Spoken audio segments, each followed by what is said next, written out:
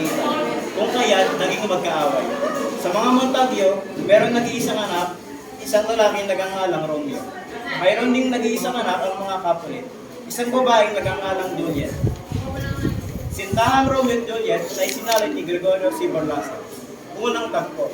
Sa pag-iisa ni Romeo, kinakausap ang sarili. Bata pa ba ang mga araw, mahaba pa ang lungkot ng mga oras, walang paghingap ng aking minamahal, o nag-aaway ng pag-ibig, o pag-ibig na nagalit, o kahit na ano sa walang nanggagaling. Ganito ang aking pag-ibig, pag-ibig na walang nadarama. Kitaan ng isang babaeng pag-ibig. Di ba't ganyan ito isa lang ang pagtawag ng isip?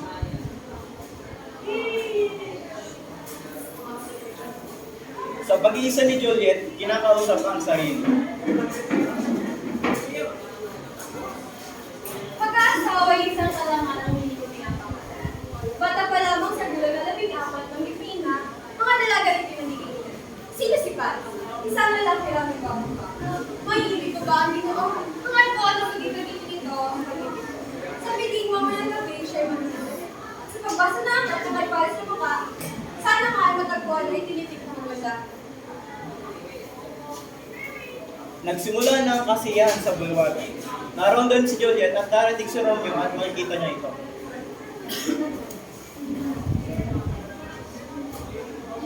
Liwanag ng hanglaw. Liwanag ng hanglaw.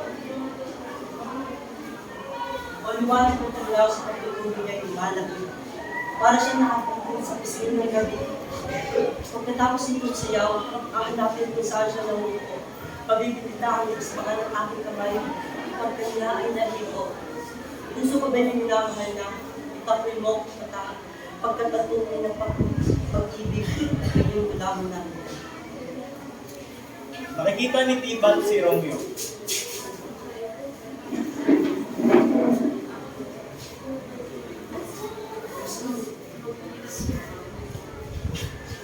Ito sa tingin kayo marami sa muntag. Bakit nga pa rin ito magiging kung buhay ni Mami? Tapos upang child lamang mga magsasaya.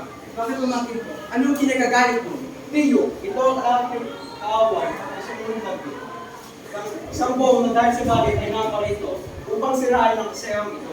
Siya ba ang batang si Romeo? Siya nga, Tiyo, si Romeo ang buho. Masiyahan ka, pabayaan mo siya para maging tunay ang mga kilos niya. Dahil sa taglay na tangal at kilos niya sa karbuti, kahit ibayad sa akin ng yaman ng buong bayan, hindi ko siya sisiraan sa aking tahanan. Kaunting piyaga, huwag mo siyang pansinin. Pag panauhin niya yung buho ngayong kopyan, hindi ko siya mapagtitiyagaan. Pagtyagaan siya. Bakit iho? Ganyan ang sabi ko, umalis ka. Ikaw ba ang Panginoon dito? Umalis ka. Nais mong sumikat? Nais mo na ikaw masunod? Pag ang pasyensya ay pinilit mong pumigil sa galit kong pag-ayaw, nanginginig sa tabing sa lahat kong mga laman. Ako'y alis, subalit ang ganito pangimasok, nawaring matamis ay magiging mapait na lubos.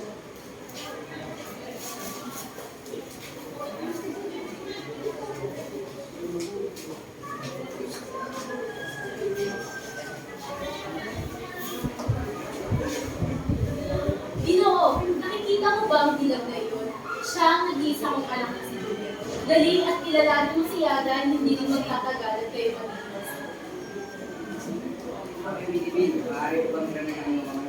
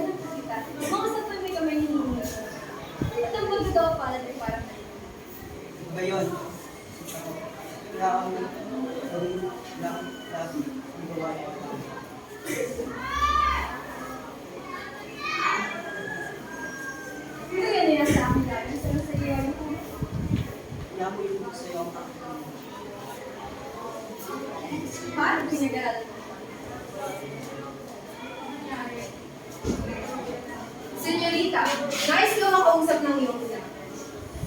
Sino ba ang kanyang ina? Aba, iho, ang kanyang ina ang ina nitong tahanan. Siya ba'y kapilit? Kasi yung problema. Walang gusto.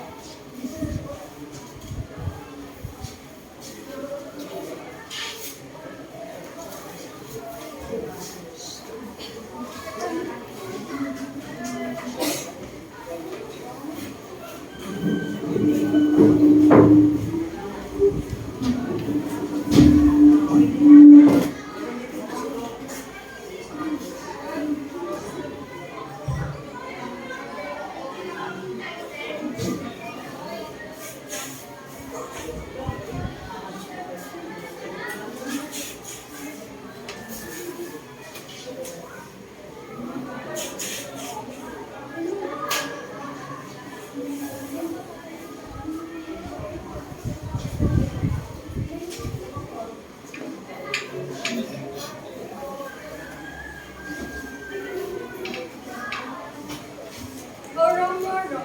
Itagilan na yung ama at pangalay ng kapit. O kung hindi, sumpa kung ako'y iyong hindi. At hindi na ako magiging kapit.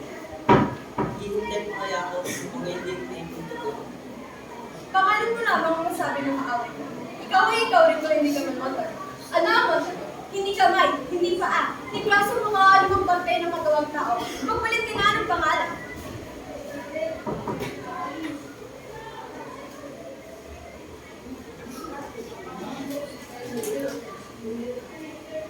Kung ngayon, susundin ko kung hindi ka bunitawan. Tawagin mo akong mahal at ako hindi na magiging Romeo. Sino ka ba nagbukubi sa gabing madilim at nakatukla sa akin? Pangalan ko sa aking pangalan, hindi mapapakilala ang aking sarili sapagkat ako iyong kaaway. Hindi ko pa nalalang sinabi ng nilagan ulit talaga yan. Hindi ba ikaw si Romeo at isang motor ka?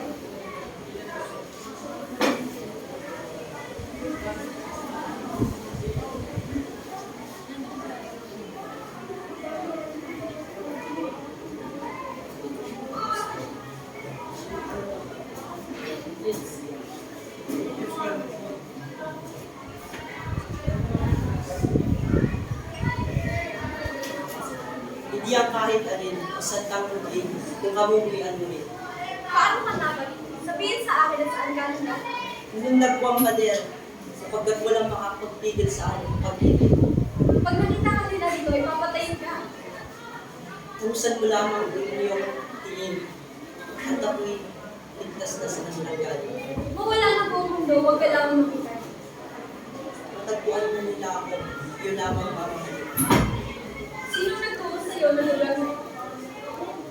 Ang pag-ibig na doon sa akin na maging mga pagbansag. Tatapatin kita ko din mo. Kung ikaw ay ibigay ka dahil sinasabi ko sa iyo na mas magiging matapat.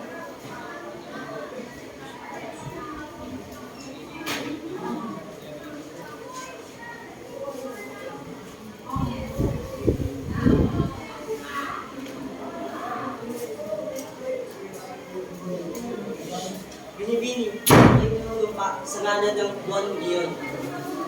Huwag kang manumpa, putihin mo. Dahil bago sumampit o kumikita, paalam ka. Ayaw mo ng pamilya kung hindi masaya.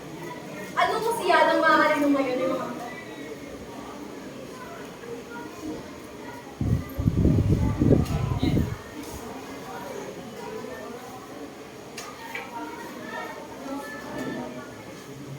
Mapalitan tayo kung sumpa ng tapat ng pag-ibig. binigay ko na sa iyo sa akin ng kapatid. Babawiin mo ba ito? Ang totoo, butihin mo tayo. Ang kagandahan loob ko ay kasi lahat ng tayo. Maging matyaga. Hintayin mo ako at ako'y kapit.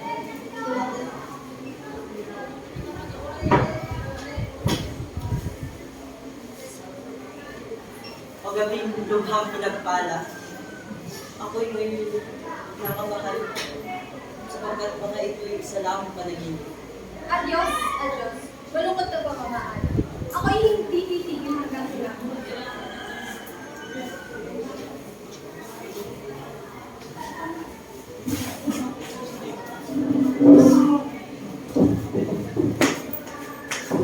Pagpalalim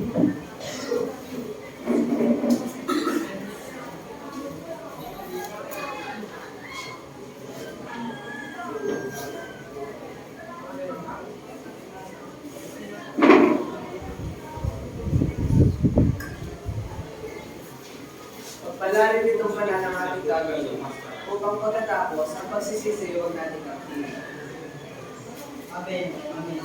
Ngunit ano po darating. Ay handa ako kapagyan sa pagsilayan ko. Kung marahas mo ligaya, may marahas ng bahay. Parang ako, yan pulburang mga matay sa tagumpay. Naghahali ka din ng ubos. Ang kulat ng tamis na lubha, dahilan sa sarap ay nakakasugat. At ang tamis ay nakakasira ng panlasa. Kaya't magtimpi ka sa pag-ibig. Ganito ang mahabang pagsinta. Ang mabilis ay kagaya ng mabagal, dadating sa pinupunta. Magandang gabi po sa mga bunyay ko. Sa aming dalawa, si Romeo ang masasalamat sa iyo. Ganyan din ako sa akin. Oo, masasalamat ko ay ganun. At yun din, kung hindi kayaman mo ang ako.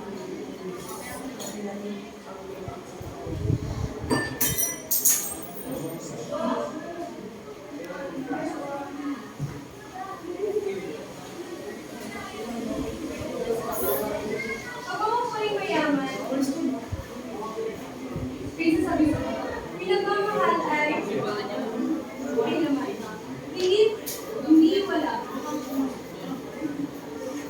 Madali na natin tatapusin na. Pagkat di kayo nararapat nag-iisa. Pulihin ang bagong pasal.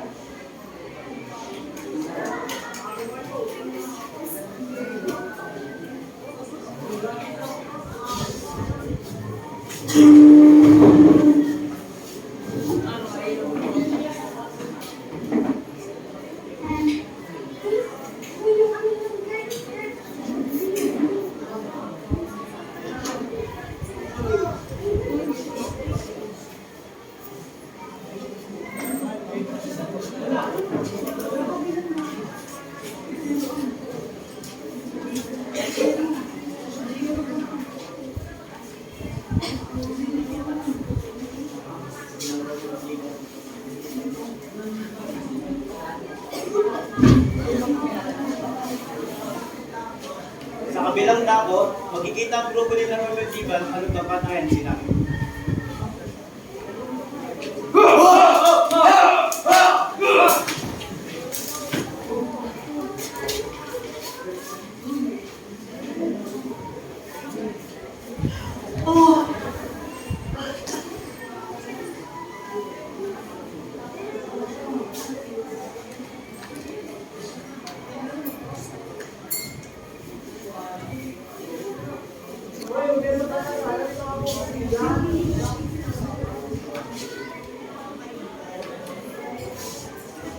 At dahil sa pagkamandi ni Mercutio, mag-iiganti si Romeo.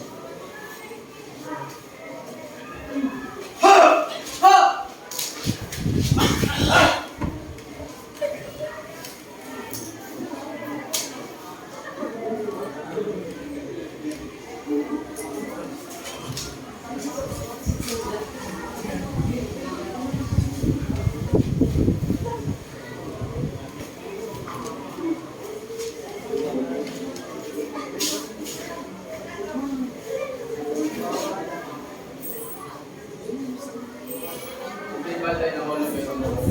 Pero yung nagsabi na walang magsasabi.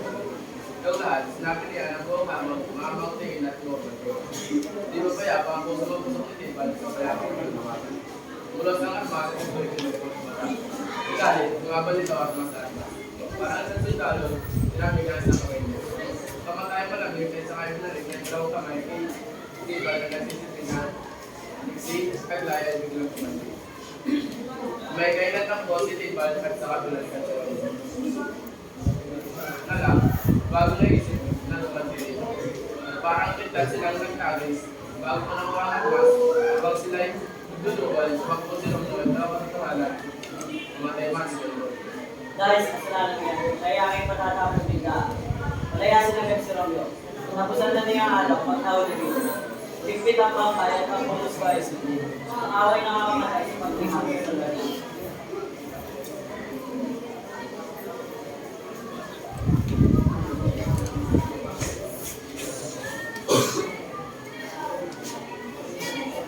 Pwede sila mga.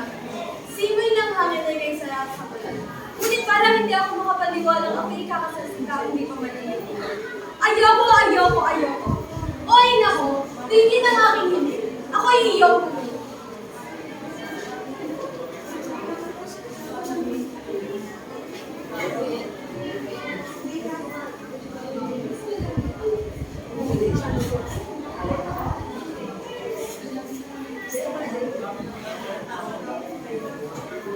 Juliet, batid ko ang iyong inagpis. Ako'y nababahan ng labis mo ang pag-iisip. Narinig kong kailangan at hindi mapigilang sumetes sa ating mga konti ay iyong pakasalan. huwag sabihin pa doon ng kaibigan. Kung ang iyong sasabihin ay hindi makakal. Umuwi ka't patawa at pumayag kay para sa pakasal. Bukas ng gabi, may kang nag-iisa. Kunin mo ang perapong ito at animin mo ang lamang alak. Maniligas ang iyong katawan, mananamig na para bang tunay kang patay. Mamamalagi ka sa 42 oras.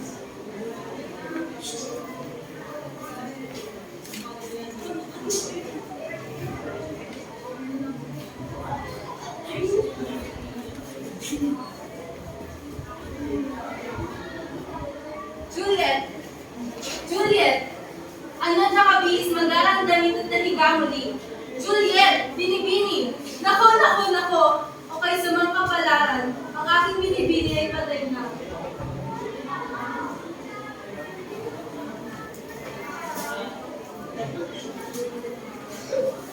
Romeo at Baltasar, dumating si Baltasar mula sa Verona. Nalaang masamang balita para kay Romeo. Malitang buwan sa Verona. Malitang buwan sa Verona. Baltasar, anong nung nasabi? Hindi binigay ba ang padre na liham? Kumusta na ang aking mga magulang?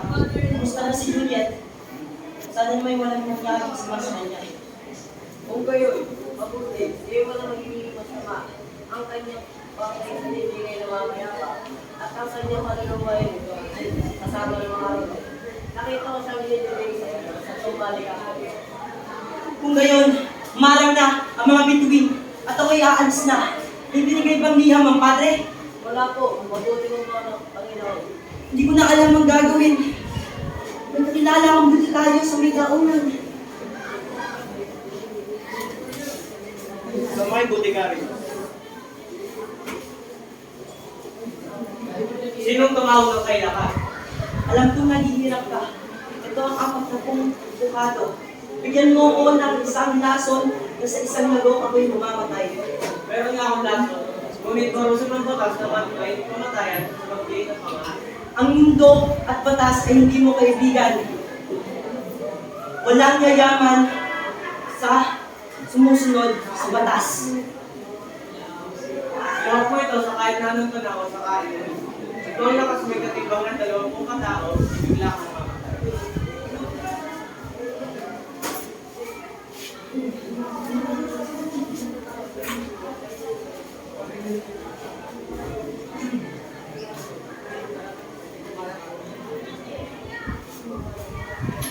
Lalapat yung Franciscan, sunod ko, talang manot ng Franciscan, pinakuha ng tituan ng sigang pinalabas. Kaya tabisin ko ito kung sino yung bayo. Sino ang nagpadala ng sulat kay Romeo? Wala. Malungkot na kapalaran, ang sulat ay hindi biro, kundi mayroong nilalamang mahalagang bagay.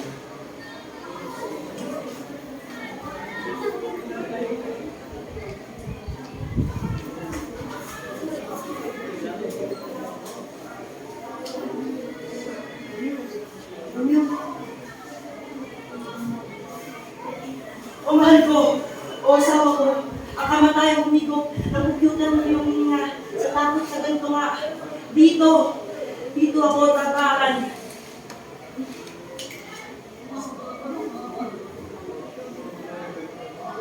Buti tayo. Ang yun nasa nibigay ay mabuti. Malubha. Tapos ng isang halik na ito, ako ay mamamatay.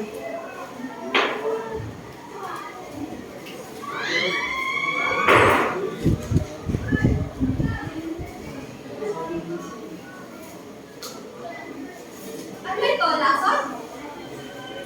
Nakita mo! Ang sarili ang kanyang pagkamatay! Bakit? Romeo! Hindi ko kaya mabuhay na wala ka. Gumising ka riyan! Romeo! Kung mamamatay ka, mas mabuti pa rin mamatay ako.